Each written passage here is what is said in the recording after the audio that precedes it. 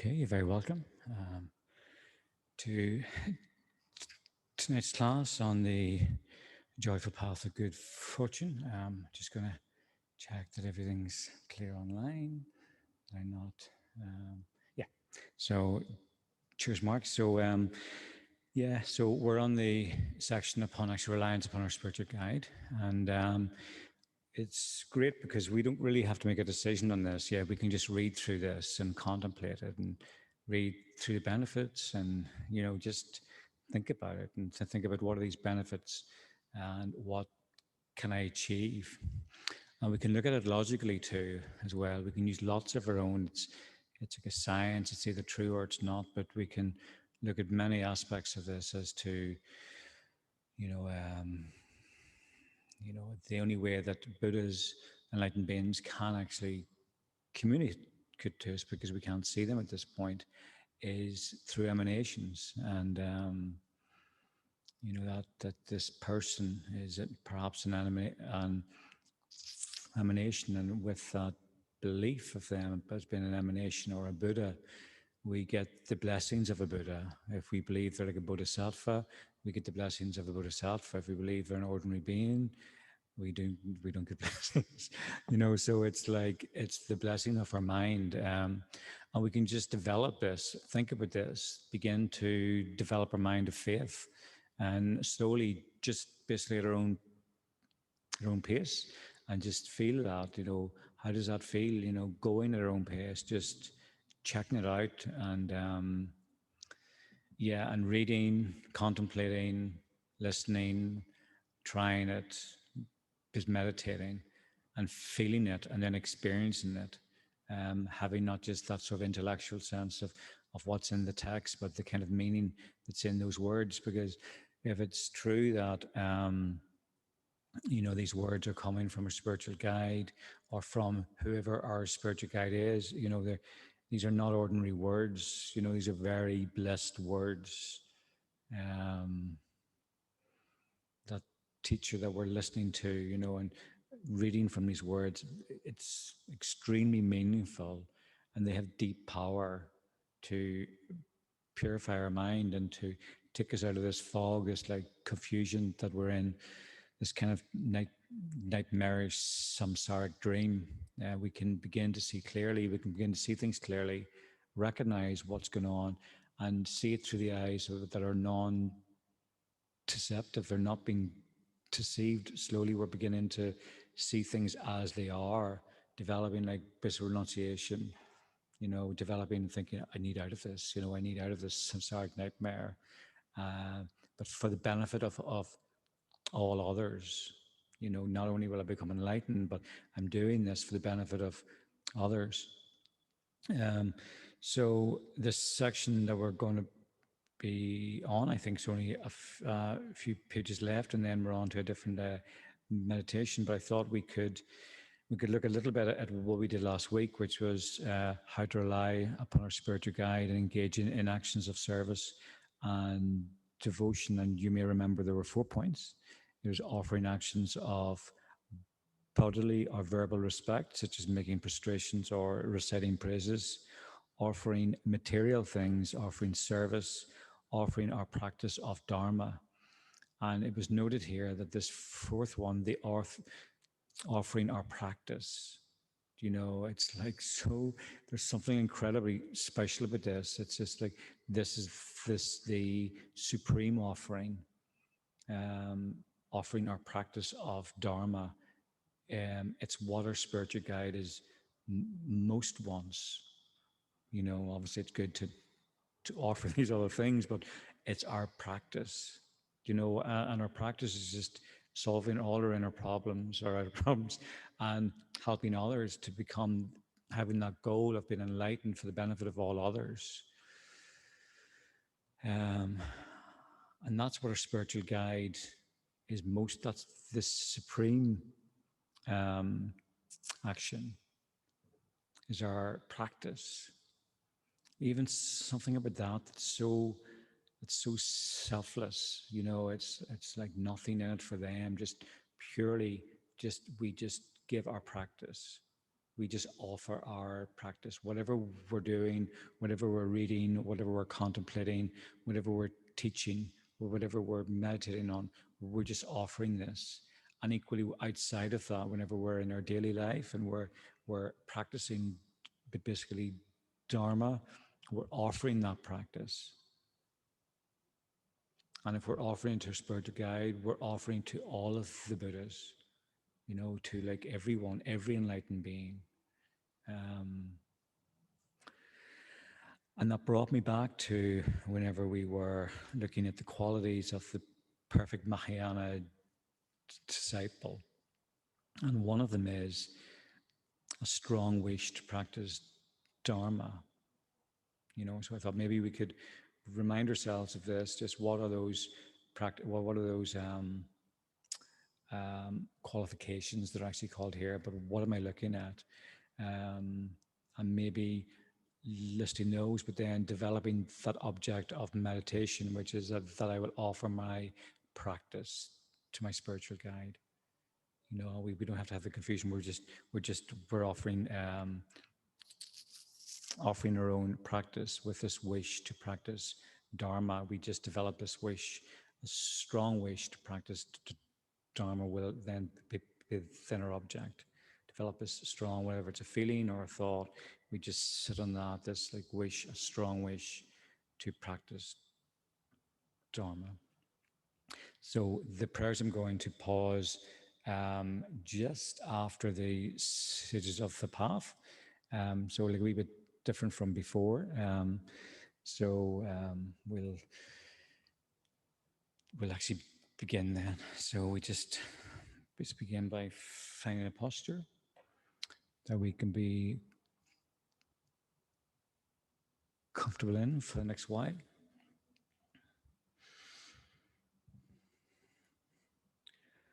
Our back straight, hands in our laps.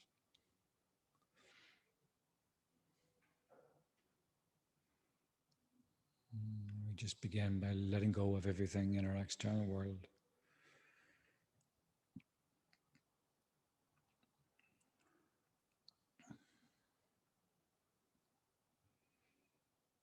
And letting go of all our activities and experiences in this day, all our memories and thoughts, feelings. We just let them go. And we begin to train our mind in just resting in this moment, letting go of any thoughts to our future.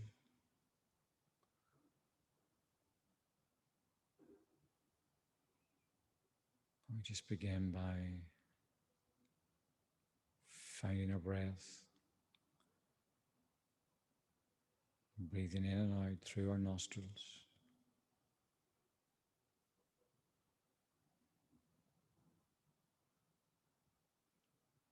And waiting for the inhale.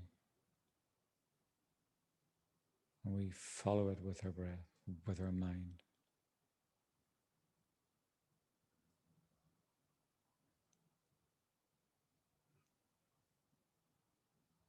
As we inhale and exhale through our nostrils.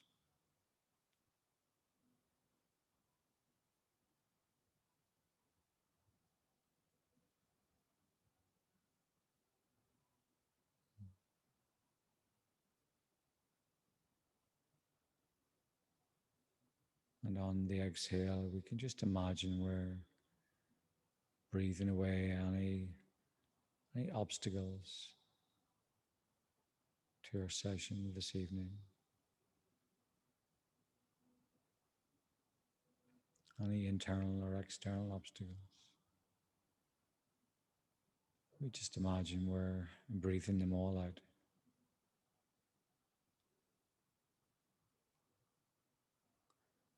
Any lingering thoughts from our day,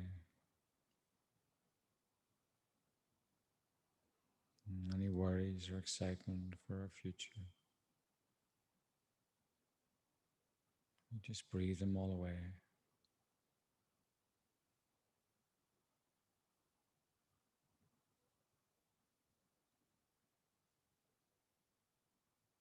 bringing our awareness down to our heart center.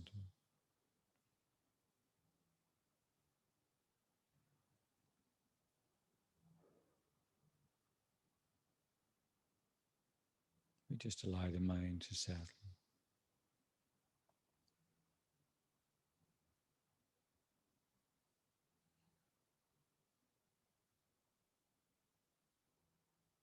And we bring our awareness inwards.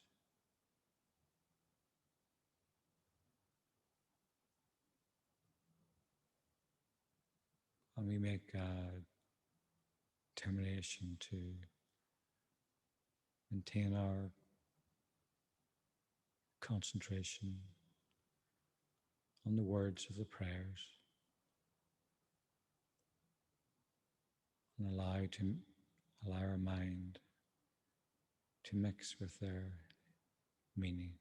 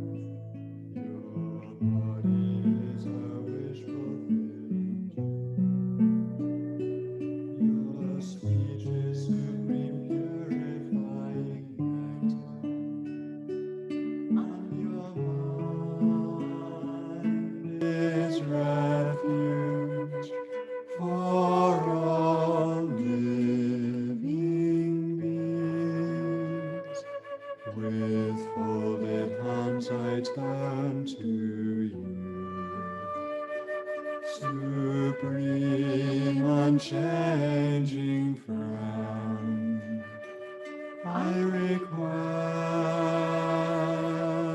from the depths of my heart, please give me the light of your wisdom to dispel the darkness of my mind and to heal my mental continuum. Please nourish me with your goodness, that I in turn may nourish all beings with an unceasing banquet of delight through your compassionate intention.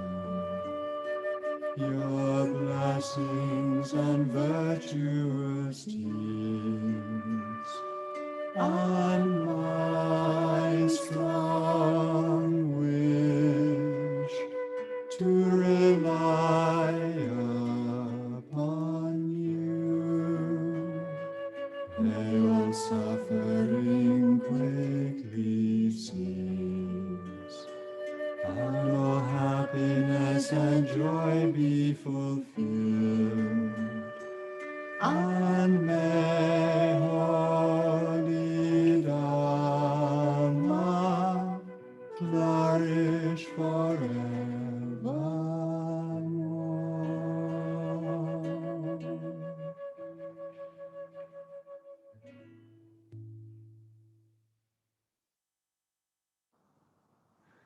May the whole ground become completely pure, as level as the palm of a hand, and as smooth as lapis lazuli. May all the space be filled with offerings from gods and men, both set out and imagined, like offerings of thee, O good one. In the space in front, on a lion throne, on a cushion of lotus, sun and moon, sits Buddha Shakyamuni, the essence of all my kind teachers, surrounded by the assembly of direct and indirect gurus, Yidams, Buddhas, Bodhisattvas, heroes, solitary conquerors, heroes, dakinis, and Dharma protectors. I and all my kind mothers, fearing samsara's torments, turn to Buddha, Dharma, and Sangha, the only sources of refuge. From now until enlightenment, to the three jewels we go for refuge. I and all sentient beings until we achieve enlightenment, go for refuge to Buddha, Dharma, and Sangha.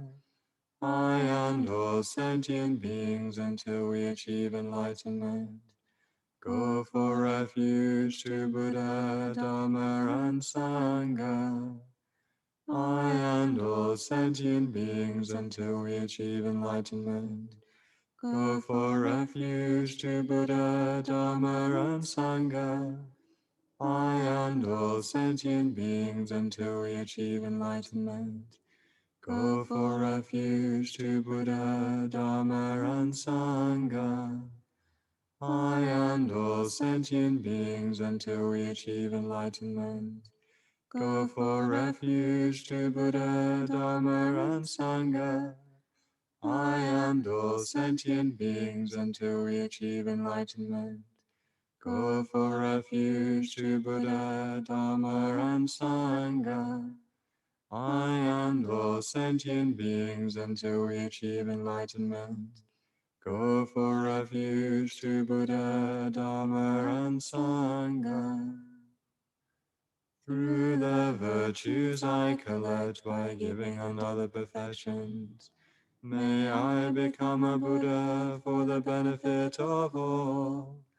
Through the virtues I collect by giving and other perfections, may I become a Buddha for the benefit of all. Through the virtues I collect by giving and other perfections, may I become a Buddha for the benefit of all. From the hearts of all refuge objects, lights and nectar stream down and dissolve into myself and all living beings, purifying negative karma and obstructions, increasing our lives, our virtues, and Dharma realization.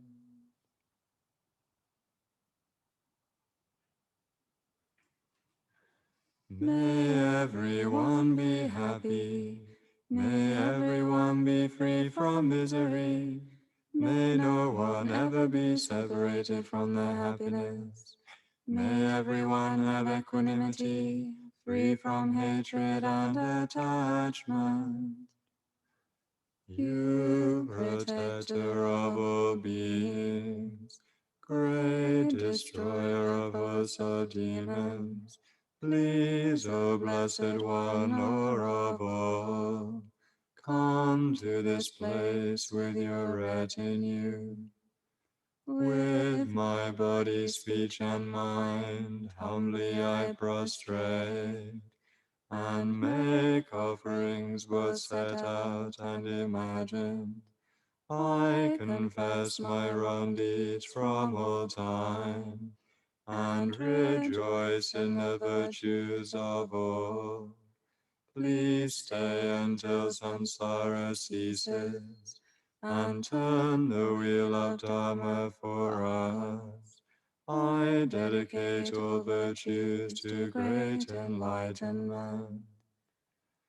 The ground sprinkled with perfume and spread with flowers, the great mountain for land, sun and moon, seen as a Buddha land and offered thus.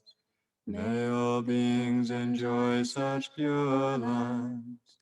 I offer without any sense of loss the objects that give rise to my attachment, hatred, and confusion. My friends, enemies, and strangers are bodies and enjoyments. Please accept these and bless me to be released directly from the three poisons. Idam Guru Ratna Mandala Kam Niryatayami. So now, my most kind rude Guru, please sit on the lotus and moon on my crown, and grant me out of your great kindness your body, speech, and mind's attainments. I make request to you, Buddha Shakyamuni, whose body comes from countless virtues, whose speech fulfills the hopes of mortals, whose mind sees clearly all existence.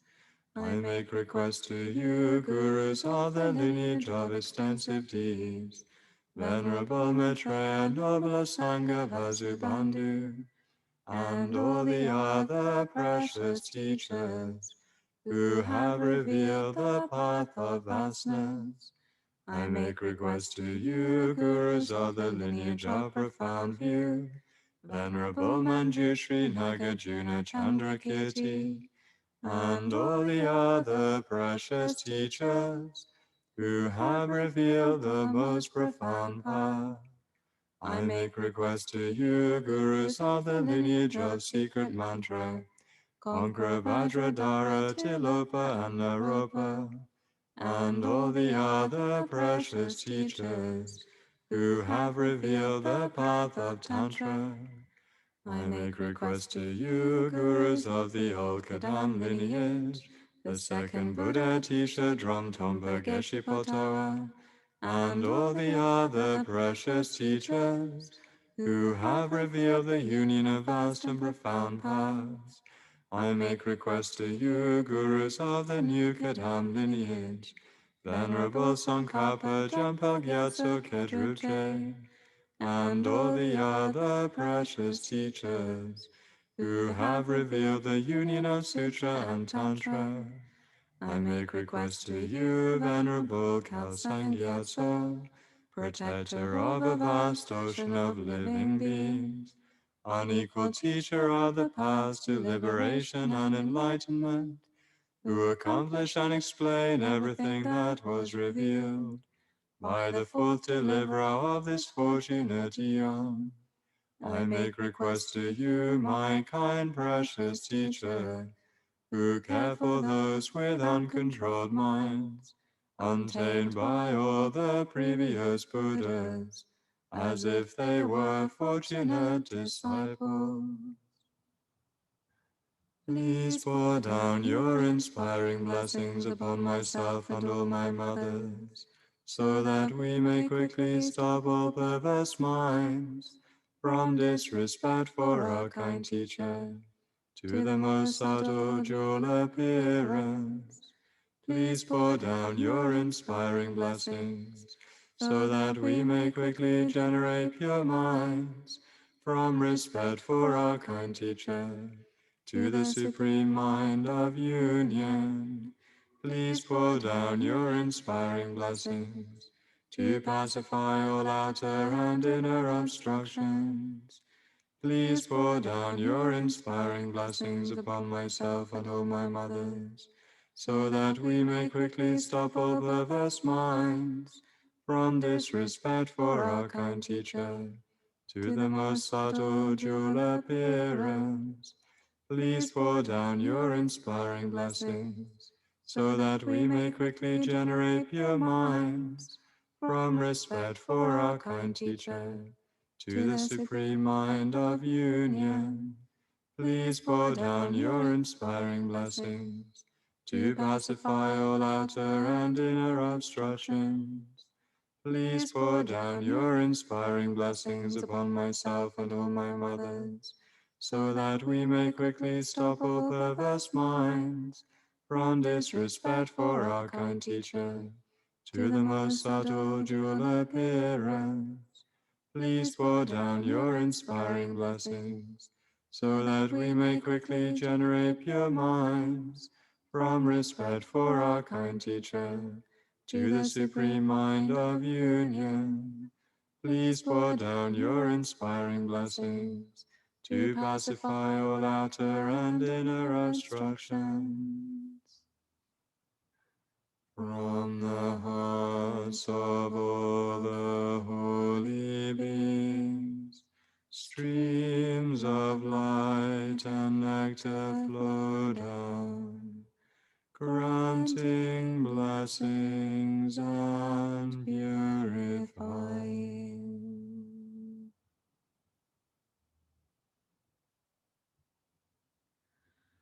The path begins with strong reliance on my kind teacher, source of all good.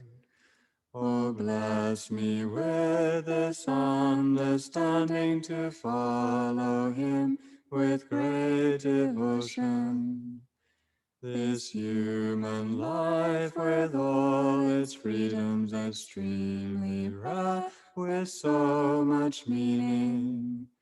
Oh, bless me with this understanding all day and night to seize its essence. My body like a water bubble decays and dies so very quickly. After death come results of karma, just like the shadow of a body. With this for knowledge and remembrance, bless me to be extremely cautious, always avoiding harmful actions and gathering abundant virtue. Samsara's pleasures are deceptive, give no contentment, only torment. So please bless me to strive sincerely to gain the bliss of perfect freedom. Oh, bless me so that from this pure thought come mindfulness and greatest caution, to keep as my essential practice the doctrine's root, the Pratimosha. Just like myself, all my kind mothers are drowning in samsara's ocean. Oh, so that I may soon release them, bless me to train in bodhicitta. But I cannot become a Buddha by this alone, without three ethics. So bless me with the strength to practice the Bodhisattva's ordination, by pacifying my distractions and analyzing perfect meanings. Bless me to quickly gain the union of special insight and quiescence.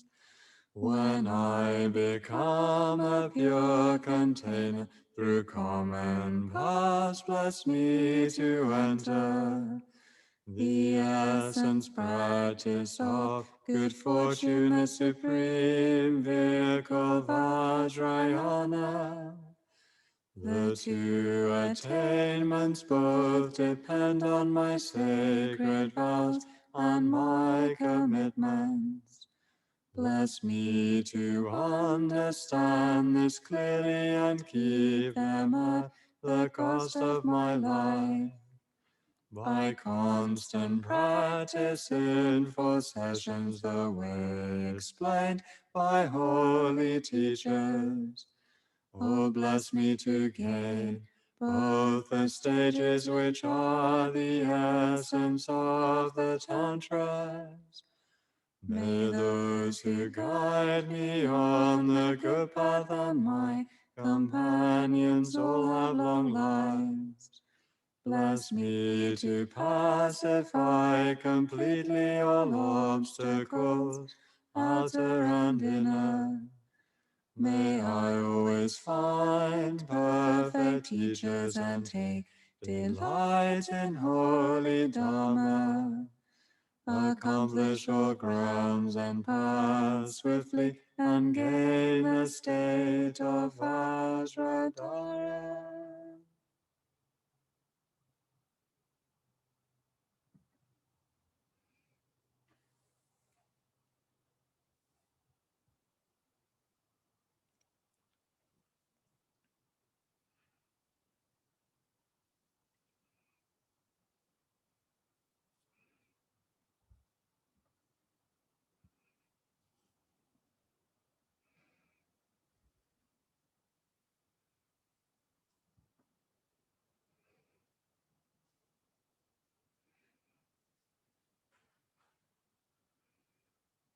We can imagine before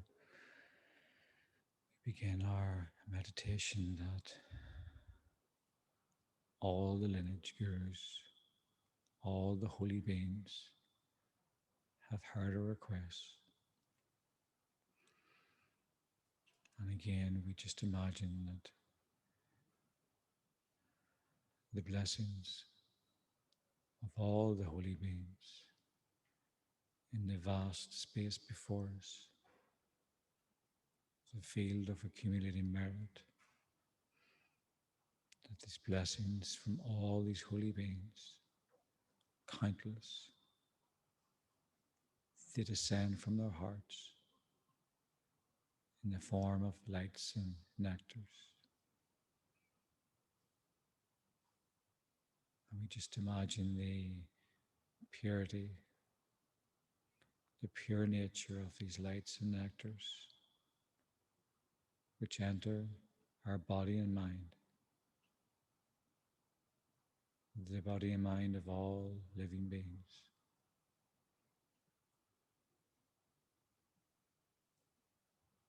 And we just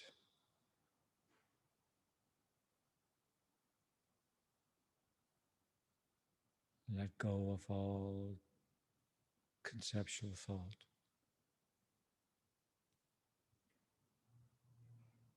and allow ourselves to receive all these pure and purifying blessings coming from the hearts of all the holy beings, entering our body and mind.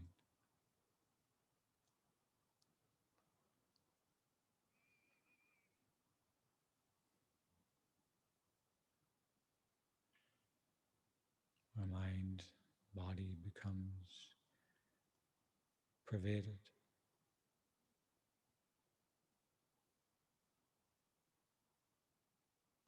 Streams of lights and nectars.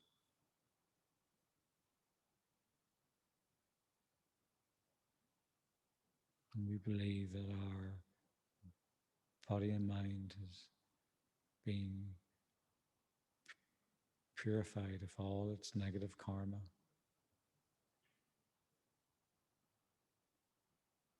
You just believe with the mind of faith.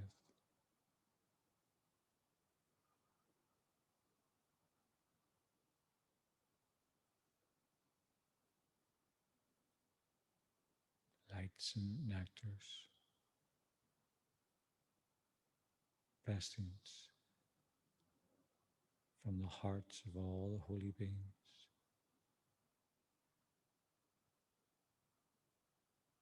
purifying all the negative karma and obstructions within our mind.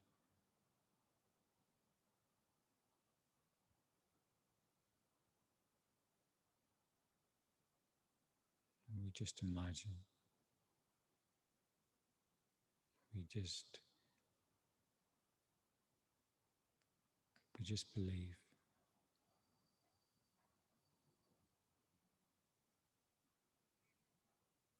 allowing ourselves to bathe in these wonderful, purifying blessings. Our mind feels light, blessed, purified.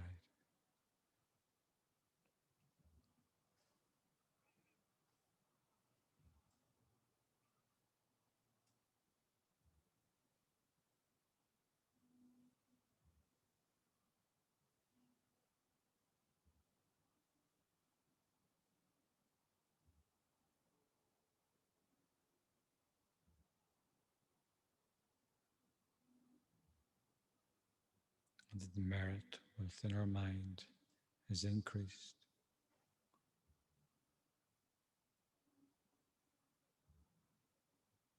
That all the good qualities have been increased. That our lifespan has been increased.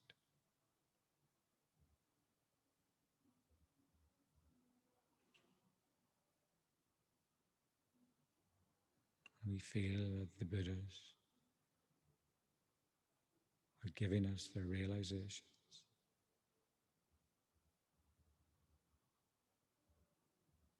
in the form of these blessings.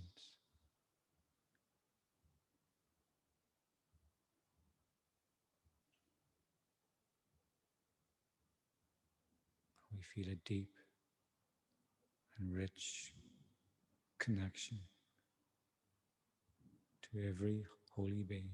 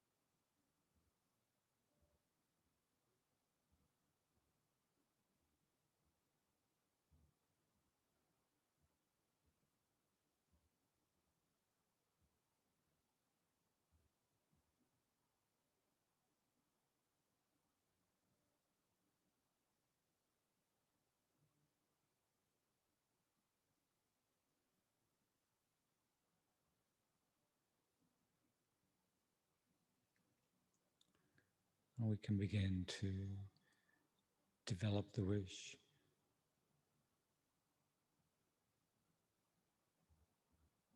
to become a perfect Mahayana disciple,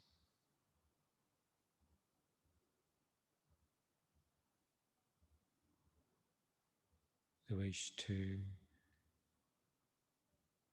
develop a mind that is balanced and free from strong attachment to worldly enjoyments and strong aversion.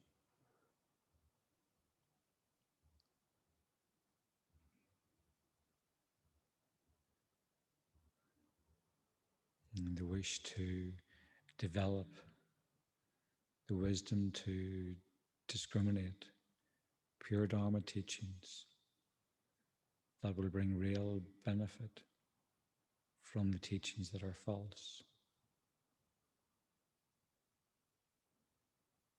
A strong wish to practice Holy Dharma.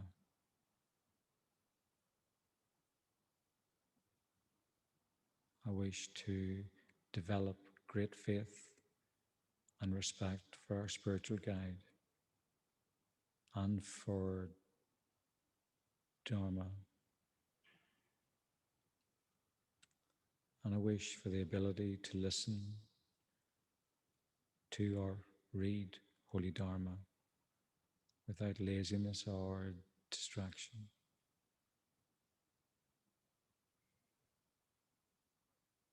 We can focus on and make a determination, a strong wish to practice Dharma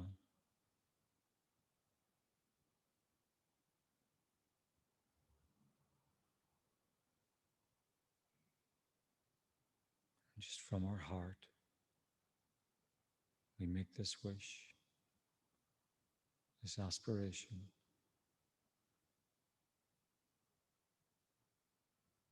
to practice Dharma.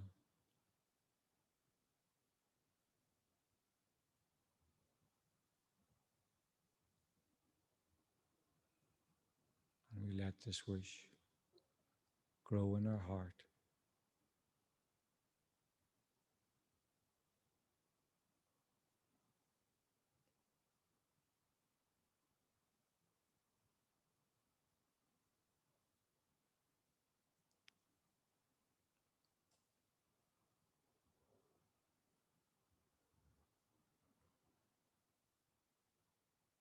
And when a strong wish to practice Dharma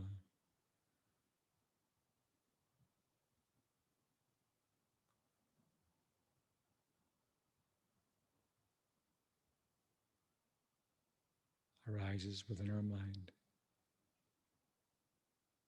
we just rest with this wish or this feeling or thought.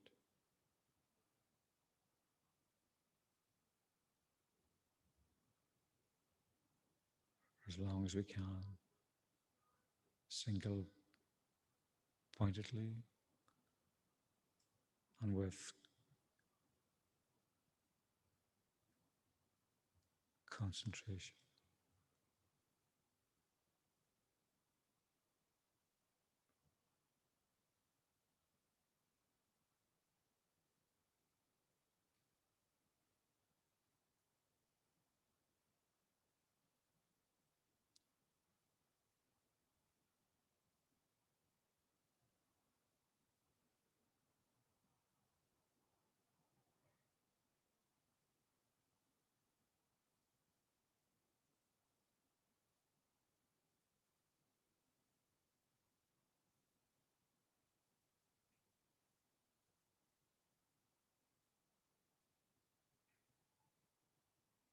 And we set this seed within our heart, strong wish to practice Dharma,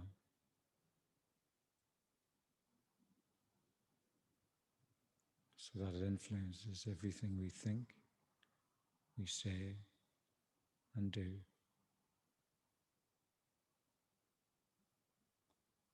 All our actions, mental actions, speech, body actions, are influenced with our strong wish, our aspiration to practice Dharma.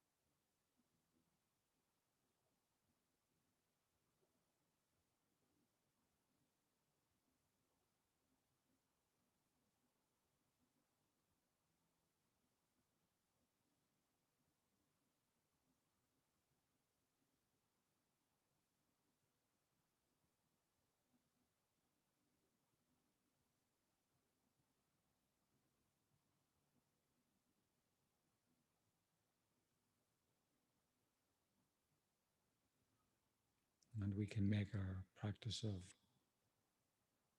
Dharma an offering to our spiritual guide.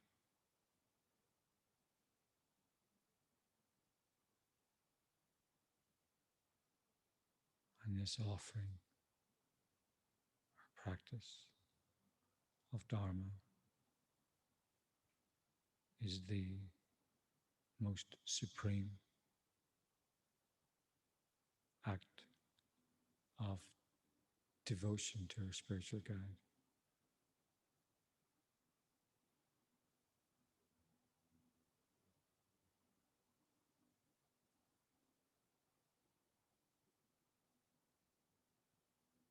I will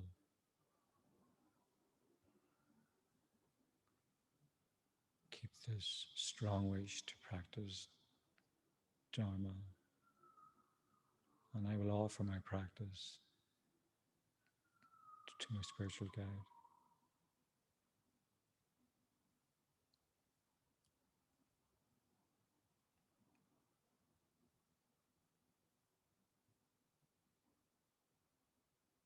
And we rest with this wish and this action of offering for the last few minutes of our meditation.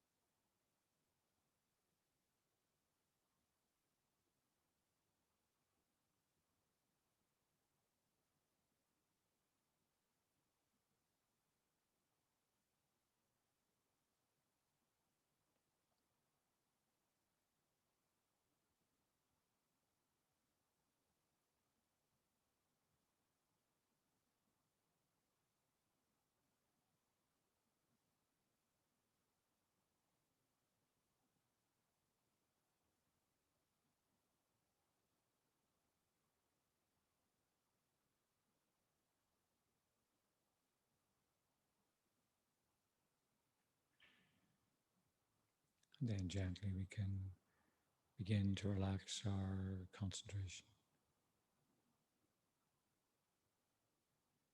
And when ready, we can open our eyes and we can arise from meditation.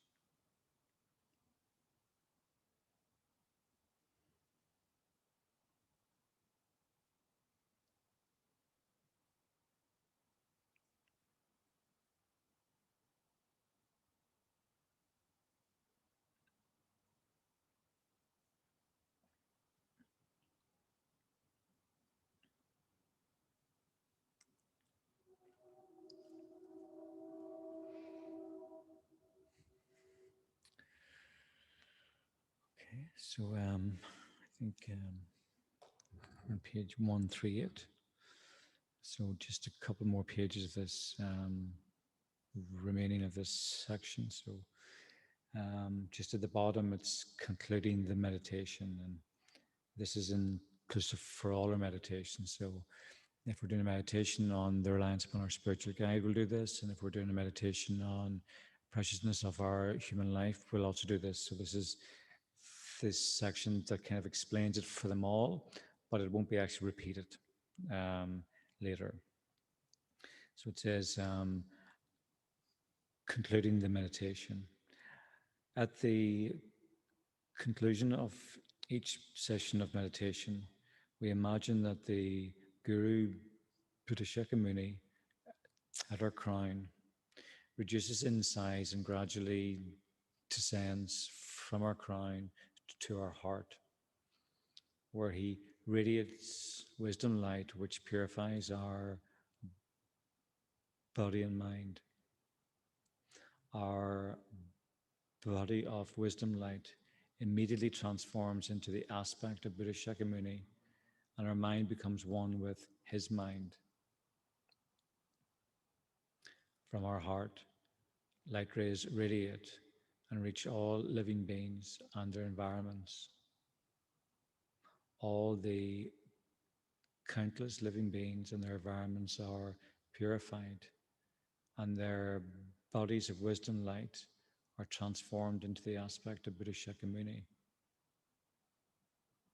At our heart and at the hearts of all the Buddhas surrounding us is a moon disk supporting a yellow home, surrounded by the mantra Om Muni Muni Mahamuniya Soha. We repeat the mantra, imagining that all the Buddhas are reciting it with us. When we have finished reciting the mantra, we complete our session by dedicating our virtue to the full enlightenment of all living beings. So I just think that everything in this, I mean, I don't think it needs commentary, because it's through our experience that we, even like reading that, contemplating that, it's so profound. It's got such meaning and it's such depth. It's got layers of depth. Um,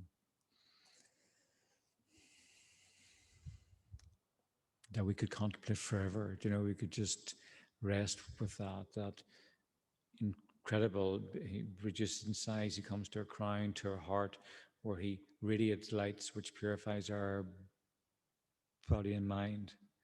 Then our body of wisdom light immediately transforms into the aspect of Buddha Shakyamuni, and our mind becomes one with his mind. So even like to like imagine that, this our body of wisdom light transforms into the aspect of Buddha Shakyamuni, and our mind becomes one with his mind. It like mixes. From our heart, then, light rays radiate and reach all other living beings and their environments. So we're like, you know, it's incredible. All the countless living beings and their environments are purified, and their bodies of wisdom light are transformed into the aspect of Buddha Shakyamuni. So this is like, you know, it's so powerful and it's so profound. Like it's the absent. It's like I can't even say it's the opposite. It's like if we think of how we are in our like ordinary gross minds, you know, in this like constantly limited. You know, it's like limitations. We think within like a boundary. We've got this boundary of who we are and what we can do and what we can, you know, potential within this gross mind, and all of that's gone. We're like dissolved. We've got Buddha Shakyamuni dissolving into our heart. This light rays radiate. We're completely purified. Our body then becomes wisdom light. It mixes with his, we become the aspect of him, and our mind mixes with his. Like incredible. Like we can incredible. And this where this is going to is that so we can benefit all other living beings. You know, it's not even that by itself is pretty incredible, but that's our like secondary actually motivation nearly, our primary motivation being that we can then help each and every other living being, like countless numbers. And we can do that, and then we can imagine we're there, and then like light rays radiate from us and like purify all other living beings. And then at our heart, and then they then become the aspect of Buddha Shakyamuni. It's extraordinary. And then at our heart and at the hearts of all the Buddhas surrounding us, there's a moon disk supporting a yellow home surrounded by the mantra Om Muni Muni Mahamuniya Soha. And even to recite that mantra, like I was thinking, I'm so ordinary, but I was traveling today to Palomino and I was just like reciting some mantra, you know, and it's incredibly, even though I'm like clawing my way through this day, that mantra or a mantra, any mantra that we say, It's incredible. It's got great power, you know, and this is the mantra for Purusha community. We recite the mantra, imagining that all the Buddhas are reciting this with us. I was watching a little Instagram thing yesterday where people were, and I'm not mocking it at all. It was like they had great like connection where people were in a circle and they were beating a drum. You know, you've probably seen it. They do it on like corporate days at work where you, and I think I've done it actually. It was kind of fun. Um, and it says you can get this unity or this sense of one from a beat, you know, and this is like we recite the mantra, imagining that all the Buddhas are reciting it with us. So countless living beings, countless Buddhas reciting this like mantra, you know, and if we can think of the power that can come from like beating a drum in unison with a couple of other people, like that's, you know, that can feel pretty different, but we can feel pretty different after that. But this is like something else. This is like, you know, if we began to like all Buddhas reciting this mantra were with us, and we just all our minds mixed, you know, we just kind of go there. It's, you know, it's, I don't know, I don't have words for it. The word exponential comes to mind, but that's not even, that doesn't even come close to it, I guess, with this incredible, something incredible um, happening here. When we have finished reciting the mantra, we complete our session by dedicating our virtue to full enlightenment of all living beings. So it's just we can think of this, we can meditate on it, we can do this, we can meditate. You know, we can dissolve Buddha, we can generate into Buddha, we can then liberate all others. We can do all this, and we can just get like a taste of it, even with our ordinary. You think about I'm just this ordinary person, but this ordinary person can get a taste of this, can become extraordinary, you know, and it's changing. It's like transformative, you know. It's and it's so pure, you know. It's where it's going is so pure. It's not just about me and my enlightenment and me becoming the aspect of the community.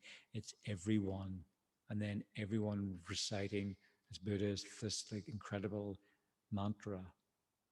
Um, it's so incredible. Yeah, I don't think I have the words to describe what's in that paragraph, in that little half page, but it's purely extraordinary. So then we move on to how to train the mind during the meditation break. And I think that Francis, I think that somebody asked about this in terms of what we do in meditation breaks. And again, this is, you know, we can like, so we're not just sitting on a cushion, we're not just doing it. It's like what we do outside of meditation, how we can bring, how we're transforming our mind into our everyday world, into our everyday activities, into our conversations, into our conversations with people that we are trying to find equanimity with, but at the moment we don't like them. You know, we're just training, but we can bring all of this. You know, we can bring everything, and he's going to explain how here. So, Cassius says, when we are out of meditation, we can read books and we can receive further instructions on whatever stage of the path we have been practicing in our meditation session. So and there's like lots available. There's lots of things like, and they're like totally inspiring. You know, everything we can read and contemplate. Everything's this level of like inspiration, like profound inspiration. And so we can like do that. We can kill. I'm just looking. I just took a couple of notes here with something, but we can like do that. We can um, just like bathe in these incredible books, Dharma books, scriptures, whatever it is we want actually to call them. Um, and we should never forget our meditation object. So instead, we can use the opportunity of the meditation break to recollect and contemplate the points of our meditation, and to talk about and talk with our Dharma friends or Sangha about the instructions we have received and the experiences we are having. Um, so like we can read accounts if we're doing a meditation or a spiritual guide, and we're just learning, we're just getting there, we're trying to increase faith, we're trying to get faith. we're trying to get extra reliance, we're trying to increase extra reliance. We can read up on all the lineage gurus on their spiritual guides. I've been reading recently just randomly about actually Naropa and Tilopa, but we can read about anything about Milarepa and Marpa, about Drumtompa, and about Atisha, just getting a sense of these incredible, and we can think about Atisha and his journey. We were talking about last week, like what he did in search of teachings, in search of those spiritual guides, like literally, like extraordinary. What the translators did, extraordinary. Yes, we can look at them all and just think that's extraordinary. Like that boat trip, I was particularly blown away yesterday whenever I was reading that myself, thinking he was like 13 months on a boat. It was like, and I can imagine it then what that journey was like. In search of a spiritual guide, looking for those teachings, looking for these teachings to actually benefit others. We can just read these things. We can be like so inspired by them. And we can. So we're never leaving our object of the meditation. We're just getting super inspired, just thinking, wow, like this is incredible. Um, so besides maintaining mindfulness of our object of meditation, our main practice during the meditation break is to protect the doors of the sense powers. So he explains this saying, usually when our sense powers, brackets the eye sense power, the ear sense power, the nose sense power, the tongue sense power, and the body sense power, or our mental power come into contact with other respective objects, forms, sounds, smells, tastes, tactile objects, and other phenomena. Delusions easily arise in the mind, causing us to engage in harmful actions that bring suffering as their result. So that's the big problem, isn't it? It's a big problem for us that our sense powers, what we see, smell, touch, and then it gets, everything that's there, body, what we're thinking about, things we want, and then it gets mixed with delusion, it gets carried away. Like delusions then easily arise. Um, like we can be sitting on the beach, happy, and then our eye sense, or whatever, goes to a person, and suddenly attachment arises. If I had, if I know this person, I'll be happy. It's like attachment arises. Just from, and we're very happy. We're like complete. We're even on a hammock. We might be drinking our favorite drink. We've got some breeze. We couldn't be happier, and then our sense power spots something it wants, the piece is going. It's been drawn to that. It's basically delusion, where we've been drawn to it, like a craving for it, like a feeling, like I was reading an analogy recently about like a fly being drawn to meat, the mind's like encircling it, and it's exaggerating its qualities. Like, look at them, look at this, it's exaggerating. We're getting into like a full blown attachment, or basically like delusion, this sort of inappropriate attention. So we're hooked. It's like a fish with bait. We're getting hooked in it. And it's so hard to pull ourselves away from, because attachment is like sort of sticky mind, as compared to that like oil in our clothing, it's like so hard to get out of our mind, nearly so hard to like cleanse ourselves. So, and it's coming from our sense power. And Kesh is saying here is to like protect the sense powers whenever we're out of meditation, because it causes us to engage in harmful actions that bring suffering as their result. It's the big, it's the big problem. Keep our doors closed. Obviously, these are not physical doors or external doors. These are inner doors. But when we have eliminated self-grasping, which is the root of all delusions, our sense powers and their objects can come into contact without generating delusions. Until that time, we can practice protecting the doors of our sense powers. So it's a mental function, this. So obviously with self-grasping, we're like, grasping at this non-existent self, believing it, like worshiping it. We're so it's our greatest object of attachment, like me, you know, this this like illusory me.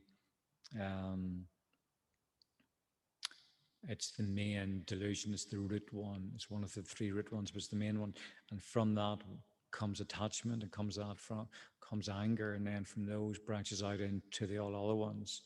So we're actually saying until we have eliminated this, um, which we can do. We just have to reckon, there's various actually meditations we can do. It's at our heart, and it's pervasive. It's with us night and day. It's with us in our dreams. It's there, but we just begin to, in the train of our mind, to begin to recognize it. There, it's there. Then actually reduce it, and then ultimately abandon it. And then he's saying but until then, we can practice protecting the doors of our senses. So it's so practical. Um, and we can do this in either of two ways. The first is to avoid making contact with the objects of the sense powers. For example, we avoid letting our gaze fall upon beautiful forms. We avoid crossing paths with our enemies, or we avoid listening to pleasing music. This way of practicing is difficult for most people. So it is, because it's kind of everywhere with so much distraction everywhere, really. We could practice like this only if we were living like Milarepa in a cave. Therefore, most of us have to practice in the second way. So in this first way, we could practice it with an actually basically retreat. If we go and like retreat for a while, we might take a week somewhere, go off somewhere and practice actual retreat. So we're away from it. We're taking away our smartphone. I mean, if we can, if we can, but we can like make plans to say I'll be here. We can make other plans as to how people contact us in this like, emergency, but we can make a withdrawal. You know, and we can begin just to like, because then we're like away from more, we're away from many of those things, we're just left with our mind. um, but again, even with like retreat, that's where we have time. I remember talking to somebody who did the snows retreat. It was a retreat they used to do in Tarpaland in Scotland. It's a beautiful big centre in Scotland, just outside Berlin. And there was a 3 month winter retreat they did, which was like which was also silent. So every year had a particular theme that there'd be teachings on, but it was a silent retreat. So for 3 months you didn't speak, and also your non-verbal interactions were severely. I mean, obviously you didn't like bump into people, but you weren't like doing our like normal things of communication. You were trying to like close all those down. But again, if our mind, we can do all of that.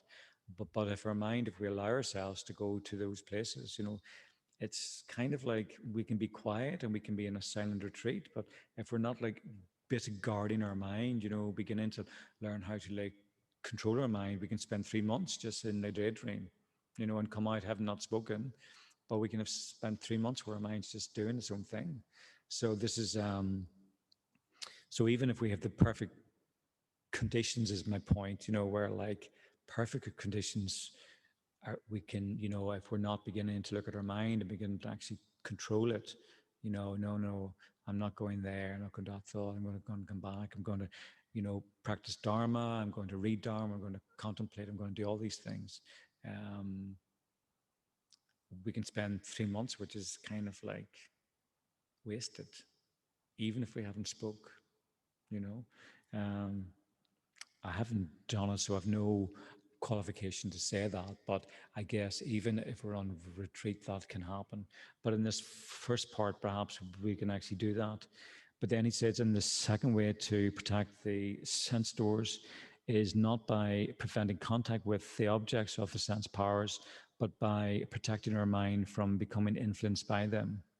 We do this as soon as the sense power and its object have made contact. For example, when we see a very beautiful object, we immediately move our attention to something else. The reason why we develop desires attachment for beautiful objects is that as soon as we have made contact with them, we let our attention dwell there, and we become engrossed. We start to engage in quite an intense process of thought that resembles analytical meditation, familiarizing our mind with every aspect of the object, both manifest and hidden.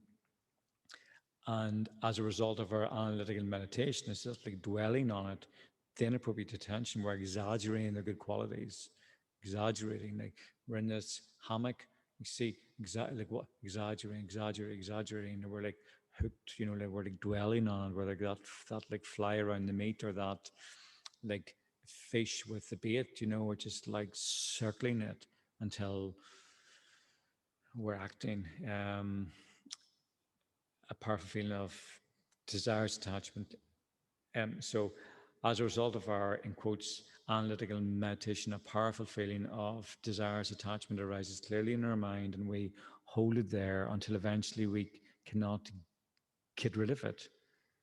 It happens, doesn't it? We become obsessed by it. We're like thinking of this person or whatever it is. We're thinking of it constantly. We're thinking of, I have to meet them. I have to, it's even in our sleep, whenever we're away from them, we're constantly thinking of them. It's like the hook.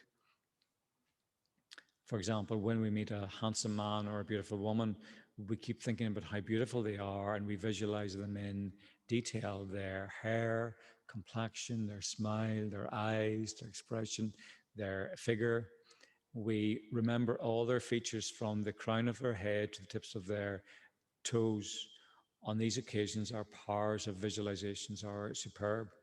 So I've underlined that for myself, because sometimes whenever I'm thinking about visualization of Buddhas and stuff, I'm thinking, I can't visualize, I can't do this. But whenever I'm thinking of something that's hooked with like attachment, visualization comes very easily. I can see it, very well. And as Gish was saying here, our powers of visualizations are superb. We've got from the head to the toe, we've got it all there. Um, and this analytical meditation, it's not meditation, but it's inverted commas, makes strong desires attachment arise in our mind. And this makes us seek the object that we have been visualizing. If we fail to make contact again, we feel depressed. So we might go back to where we saw them, and then they don't come, and then we're like, depressed. Um, where does this pain of disappointment come from? It comes from our own, inverted commas, meditation, this like dwelling, this sort of the inappropriate attention, constantly there ruminating. Thus, if we want to be free from suffering, whenever we encounter a beautiful object, we should leave it alone and not allow our mind to dwell upon it. Similarly, if someone says unpleasant things to us, we should let these things fall upon deaf ears and avoid dwelling on them. In this way, we will avoid becoming angry.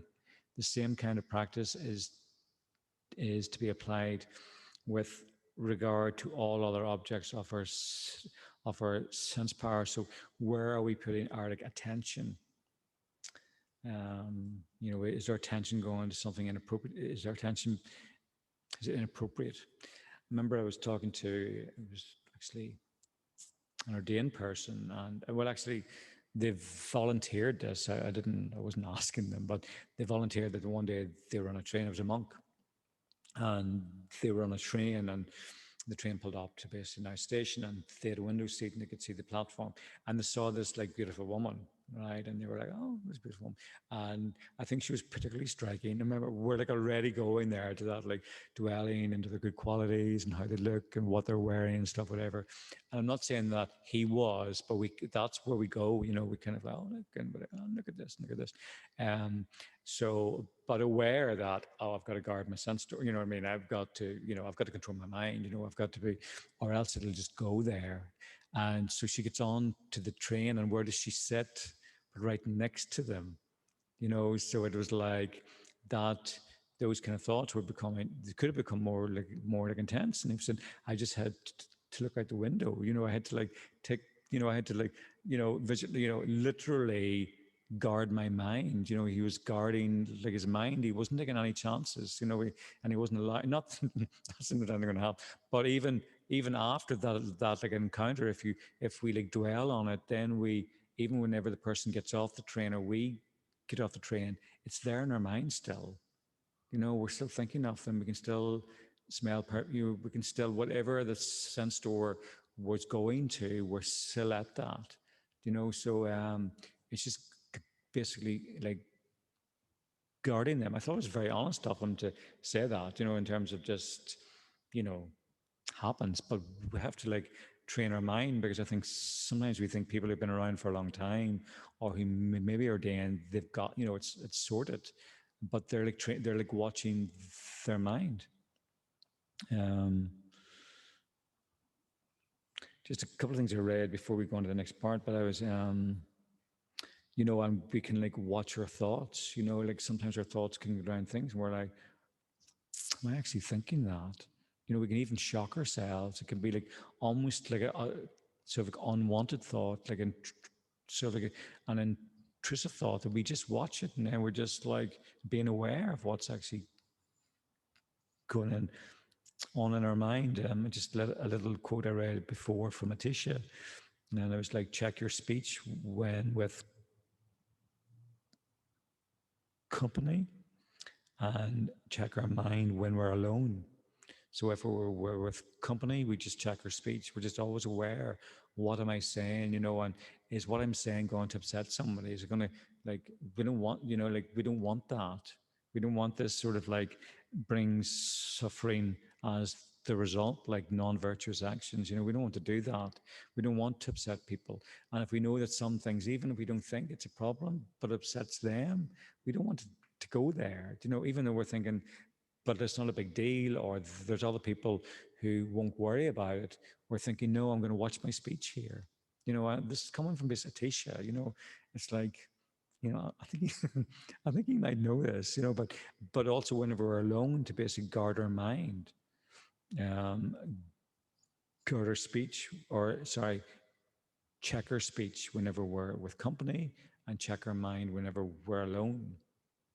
It's just like a nice analogy, and because sometimes conversations go that we're talking about somebody and it's quite harsh what we're saying, maybe, or it's gossipy or something, and we're just watching that. Because very often, whenever we've gone down that path and that's over, we don't feel good about ourselves. We feel like, I shouldn't have done that, And even though the person didn't hear it, they weren't about, they won't ever be bothered by it. We know in our heart, it's like I have to purify that. It's like it's cause of suffering. It's not good. So we're just guarding, and we're not like perfect, but if we realize that, we can just like purify it. We go into purification. Um, So then we'll just finish off the last little bit. So Geshe then continues that if we protect the doors of our sense powers during the meditation break, our concentration in the meditation session will be very good. Chisen Kappa taught that the meditation break is the most important, is more important than the meditation session, because our meditation session may only last for only a few hours every day, but our meditation break is as long as the rest of our life. If we practice well during the meditation break, we will be practicing well for most of our life, and we will greatly improve the concentration that we have in our meditation session. So it's great advice, it's like we're practicing for the rest of our life. It's like, I was thinking recently, like we can have like a temple in our heart, we can have this like just trying to like purify and trying to have pure speech, mental action, speech and body action. We're just trying our best. We're just checking our mind, watching, watching the sense doors and just being aware and catching it early. and developing this heart, this like basically good heart, um, and being this example to our world, and developing realization, just being that example. Um,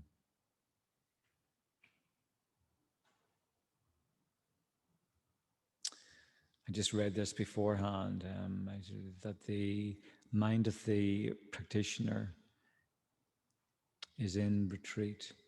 Sorry, I need to read that again. It's my writing. I can't even read my own writing.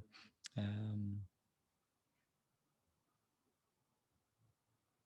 I don't know. Anyway, the mind of the practitioner is in retreat and the meditation and meditates on vigilance in the retreat house of his of their body. So we can think like we're in retreat here. We're just like every day we can be in like retreat. We can take that kind of attitude. I'm just watching my mind, watching the sense doors, watching where it goes. Where does my mind actually go to? Um, yeah. Okay. And then finally, he says during our meditation break, we can use our Dharma wisdom to transform all our experiences into spiritual practice. If we are able to do this, we will not only have to rely upon books alone to keep, we will not have to rely upon books alone to keep our mind on Dharma when we are not meditating. For example, when we go shopping, we can use our wisdom to see how things teach impermanence. Some things teach the faults of samsara, some things teach compassion, some things teach patience. If we practice like this, we will bring home many virtuous states of mind. Otherwise, when we come home from town, we will be carrying a heavy bag full of delusions. So I kind of love that analogy. It's like shopping, it's like a Dharma trip. We can kind of see everything. We can see, we can like rejoice. We can see the suffering. We can see impermanence. We can generate compassion. Patience. If somebody, I don't know, takes the last, whatever, patience. We just accept like everything can become like a Dharma practice, and this idea that our shopping is becoming like basically a Dharma trip. It's so much more interesting, I think, than just grasping at this needy me who has to get all the right stuff. And, you know, um, yeah, it's just wonderful that we can put those kind of practices into, and we can just begin to generate it, and then we bring it into then based on meditation session. There isn't such a big gap between wherever we're actually meditating on a cushion or a chair and then our outside world. It's like blending. It's becoming like, oh, this is my meditation session. This is my meditation outside. The meditation retreat within my body. I'm using this, um, and everything I do becomes like basically Dharma experience. Okay, so it's a little bit earlier this evening. I think it's about 24 minutes past, so maybe leave for 15 minutes and then come back.